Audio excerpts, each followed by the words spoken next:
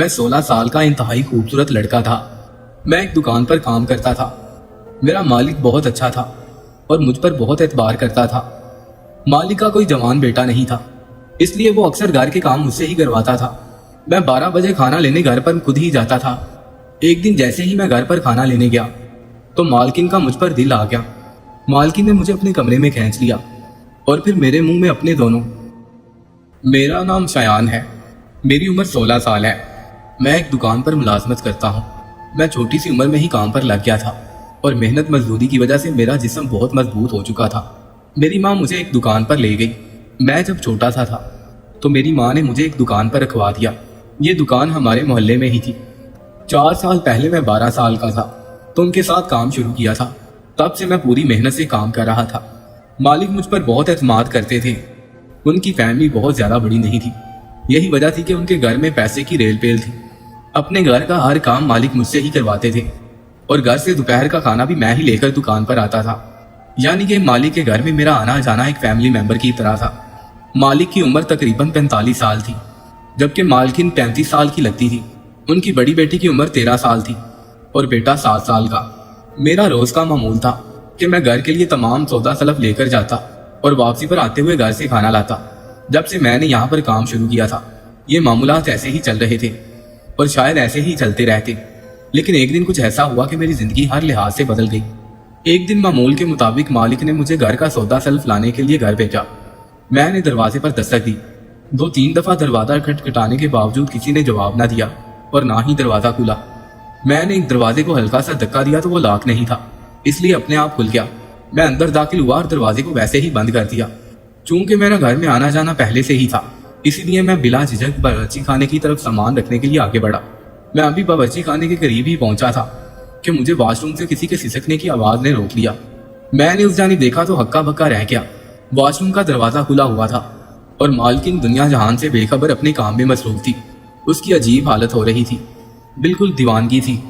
मालकिन को इस हालत में देखकर मुझ पर सख्ता तारी हो गया। मेरा मुंह खुला का खुला रह गया।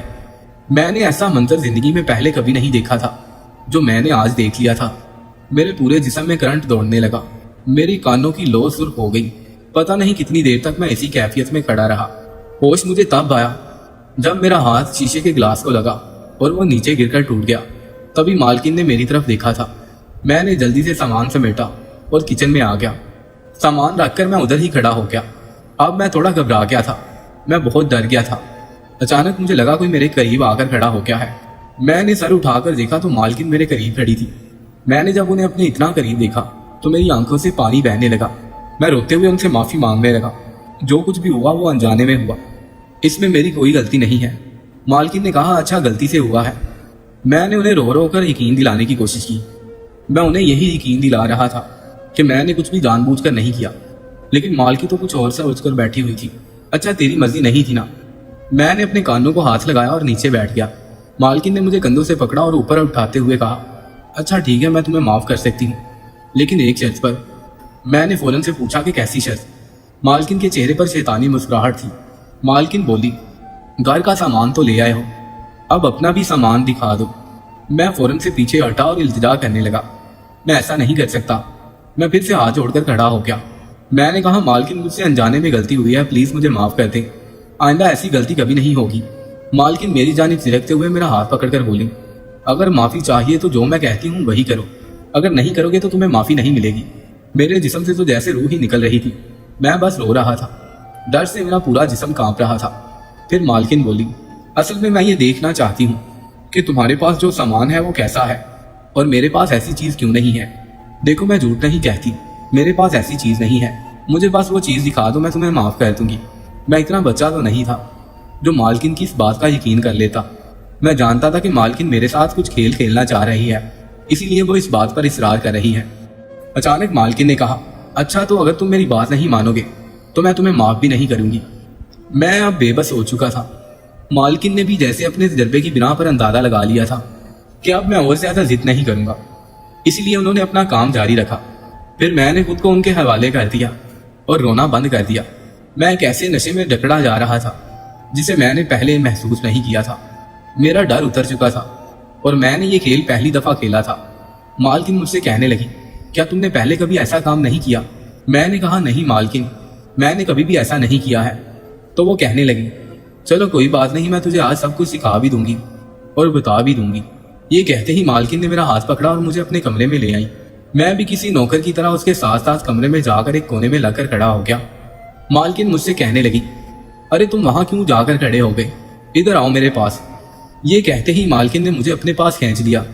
مالکن ایسے خوش ہو رہی تھی جیسے بے گھر کو گھر مل جانے پر خوشی ملتی ہے۔ میں اب مالکن کی مکمل دسترس میں تھا۔ مالکن کی مجھ سے بے شک عمر بہت زیادہ تھی، لیکن اس نے خود کو بڑا مینٹین کر رکھا تھا۔ بلکہ سچ تو یہ تھا کہ ایسا لگتا ہی نہیں تھا کہ وہ 2 بچوں کی ماں ہے۔ اس کا رنگ بھی خوب نکھرا ہوا تھا اور چہرہ بھی بالکل صاف تھا۔ مالکن جس طرح مجھ سے کہہ رہی تھی میں ویسا ہی کر رہا تھا۔ شاباش ایسے ہی۔ مالکن کی آواز اب بکھر رہی تھی۔ مجھے اس کے لفظوں کی سمجھ نہیں آ رہی تھی، لیکن مجھے اتنا پتا تھا کہ وہ کیا کہنا چاہ رہی ہے۔ مجھے لگا جیسے میں آسمانوں میں پہنچ گیا ہوں، ایسے جیسے مجھے پر لگ گئے ہوں اور میں ہواؤں میں اڑ رہا ہوں۔ اس وقت جس قدر مجھے سرور آ رہا تھا میں بتا نہیں سکتا کہ کیسے بیان کروں۔ پھر اچانک سے میں بیڈ پر گر گیا۔ مالکن کے چہرے پر مطمئن سی مسکراہٹ تھی۔ اب مجھے بہت دیر ہو چکی تھی۔ مجھے اب ڈر لگ رہا تھا کہ مالک کو میں جا کر کیا کہوں گا۔ وہ مجھ سے پوچھیں گے کہ تم نے اتنی دیر کہاں لگا دی، تو میں انہیں کیا جواب دوں گا۔ اس سے پہلے کہ میں کوئی جواب سوچتا مالکن نے فوراً ہی کہانی تیار کر لی۔ اگر مالک پوچھے تو اسے کہہ دینا کہ مالکن کی طبیعت ٹھیک نہیں تھی اور انہوں نے دوائی لینے بھیج دیا تھا، اور انہوں نے بھی کھانا بھی نہیں بنایا تھا جس وجہ سے دیر ہو گئی۔ میں کھانا لے کر جب دکان پر پہنچا تو گاہکوں کا اتنا رش نہیں تھا۔ مالک کے پوچھنے پر پہلے سے ہی تیار کی ہوئی کہانی میں نے ان کو سنا دی۔ مالک نے بھی اسے سچ سمجھ لیا اور کھانا لے کر کھانے لگے۔ آج کے واقعے نے مجھے کافی حد تک بدل دیا تھا۔ میں خود کو ایک بچہ سمجھنے کی بجائے پورا مرد محسوس کر رہا تھا، جبکہ میری نظر جب بھی میرے مالک پر جاتی تو مجھے خود پر شرمندگی ہوتی کہ میں نے ان کے ساتھ نمک حرامی کی ہے۔ مالکن کا سراپا اور اس واقعے کے تمام پہلو کسی فلم کی طرح میرے دماغ میں چل رہے تھے۔ کام کرتے ہوئے بھی یہی خیالات میرے دماغ پر چلتے رہے۔ اگلے دن جب مالک نے مجھے کھانا لینے کے لیے بھیجا تو مالکن کافی کھلی کھلی اور خوش دکھائی دے رہی تھی۔ آج انہوں نے خود کو تیار کر رکھا تھا۔ میں نے ان سے زیادہ بات نہیں کی بلکہ زیادہ دیر خاموش ہی رہا۔ مجھے مالک کے ساتھ بد دیانتی کرنے پر شرمندگی ہو رہی تھی۔ شاید یہی وجہ تھی کہ میں مالکن سے بات کرنے سے ہچکچا رہا تھا، جبکہ مالکن مجھے بڑے پیار اور محبت سے مسکراتے ہوئے دیکھ رہی تھی۔ میں کھانا لے کر نکلنے لگا تو مالکن نے بنا بات کیے مجھے بازو سے پکڑ کر اپنی طرف کھینچ لیا اور مجھے اپنے بازوؤں کے حصار میں لے لیا۔ پھر مجھے بڑی رومانوی آواز میں کہنے لگی کیا ہوا میرے شیر، اتنے اداس کیوں ہو؟ یہ آواز میرے کانوں سے ٹکرائی تو جواب میں صرف میں اتنا ہی کہہ پایا کہ کوئی بات نہیں۔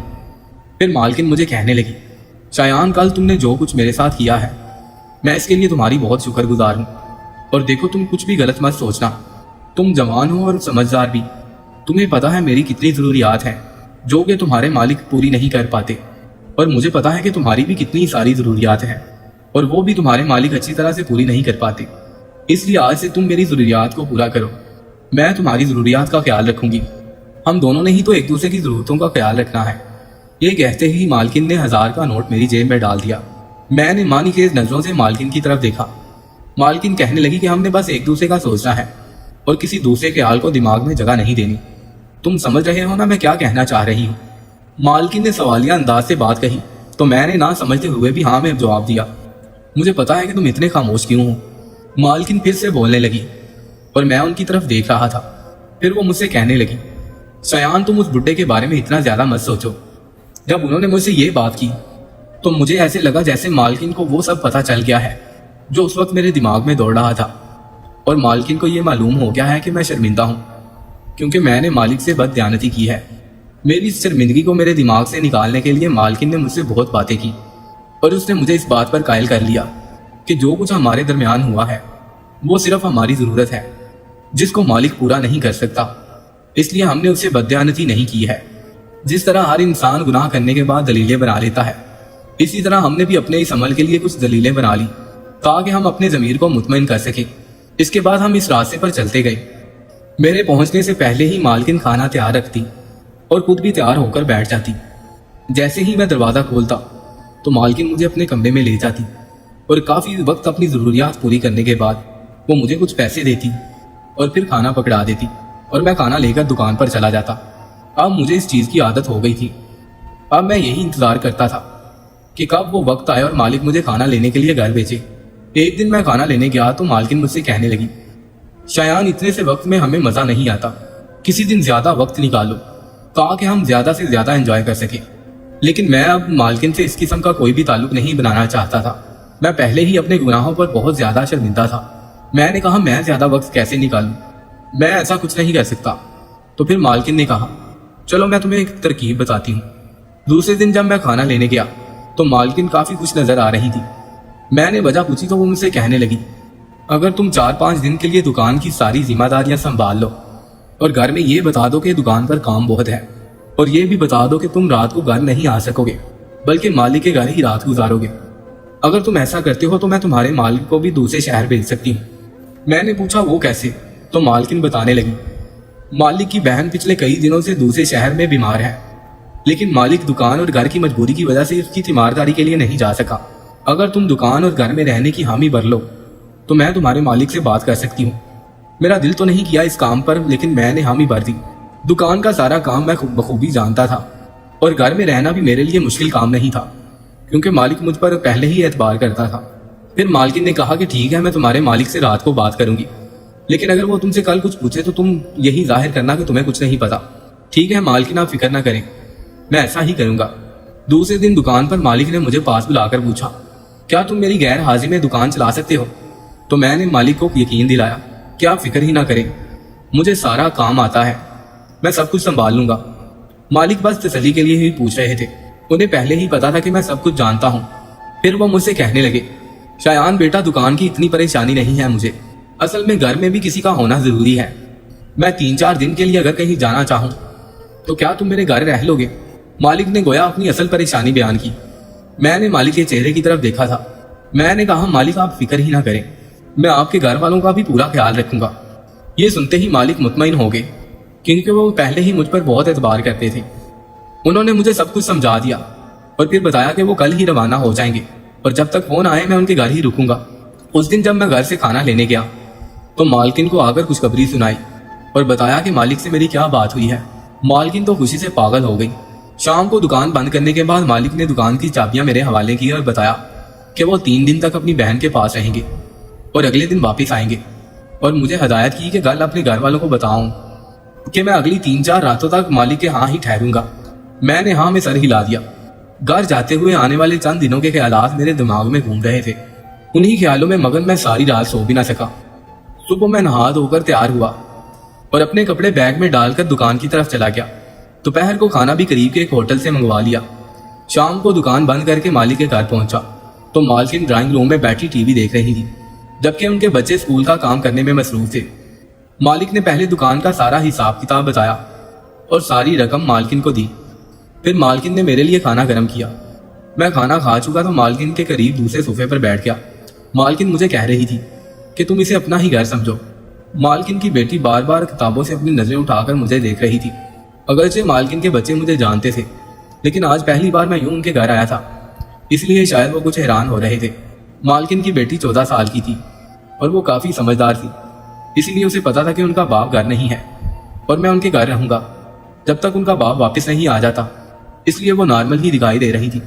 پھر اس نے اپنی ماں سے بہت سارے سوال کیے کہ میں ان کے گھر کیوں آیا ہوں۔ مالکن نے اس کے تمام سوالوں کے جواب دیے، اس لیے وہ بھی مطمئن ہو گئی۔ مالکن کا بیٹا کھلونے چھوڑ کر میری گود میں آ گیا اور مجھ سے کھیلنے لگا اور کھیلتے کھیلتے میرے پاس ہی سو گیا۔ مالکن نے اسے میری گود میں سے لینے کے لیے میرے قریب جھکی۔ میری نظریں غیر ارادی طور پر مالکن کی بیٹی کی طرف اٹھ گئی کہ کہیں اس نے اپنی ماں کا میرے اتنے قریب جھکنا دیکھا تو نہیں، لیکن وہ اپنے کام میں مصروف تھی۔ مالکن نے بڑی اچھی پرفیوم لگا رکھی تھی جس کی خوشبو نے مجھے تڑپا کر رکھ دیا۔ مالکن نے اپنے بیٹے کو اٹھاتے ہوئے کہا، شایان تم بھی آؤ، میں تمہیں تمہارے سونے کی جگہ دکھا دوں گی۔ میں خاموشی سے اٹھا اور مالکن کے پیچھے چل پڑا۔ مالکن نے پہلے تو اپنے بیٹے کو بیڈ روم میں لٹایا، پھر ایک کمرہ چھوڑ کے اگلے کمرے کا دروازہ کھولتے ہوئے کہا، یہ تمہارا کمرہ ہے، باتھ روم کا تم کو پتا ہی ہے کہ کہاں ہے، جب تک تم یہاں ہو تمہیں کوئی ڈسٹرب نہیں کرے گا۔ یہ بات کہتے ہوئے مالکن نے مسکرا کر کہا۔ کمرہ دیکھنے کے بعد ہم واپس ڈرائنگ روم میں آ گئے۔